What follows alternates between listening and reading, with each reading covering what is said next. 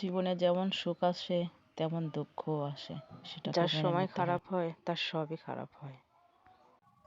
একটা মেয়ে যখন কষ্ট পায় তখন সবার আগে মনে পড়ে তার বাবা মা। খারাপ সময় বাবা মা ছাড়া কাউকে পাশে পাওয়া যায় না।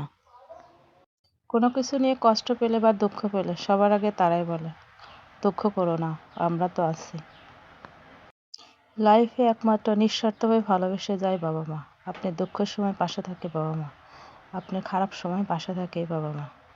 তাদের একমাত্র চাওয়াই থাকে সন্তানরা যেন সুস্থ থাকে, সুন্দর থাকে এবং ভালো থাকে। একজন মেয়েকে তার মায়ের সবচেয়ে ভালো বোঝে, আর মায়ের পরে থাকে তার বোন।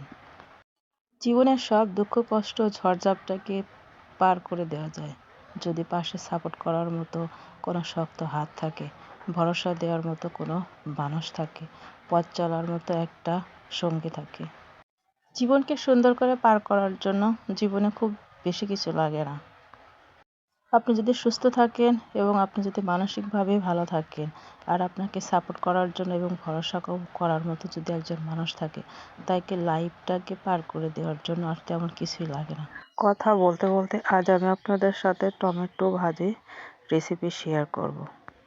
প্রথমে টমেটোগুলোকে সুন্দর করে ধুয়ে নেব, তারপর কেটে পেঁয়াজ কুচি, মরিচ কুচি এবং রসুন কুচিগুলোকে তেলে ভেজে নেব।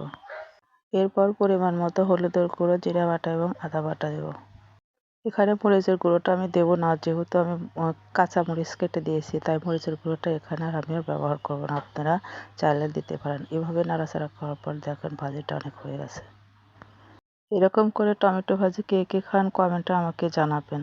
আশা করি রেসিপিটা আপনাদের ভালো লাগছে। কমেন্ট শেয়ার করে দেবেন প্লিজ।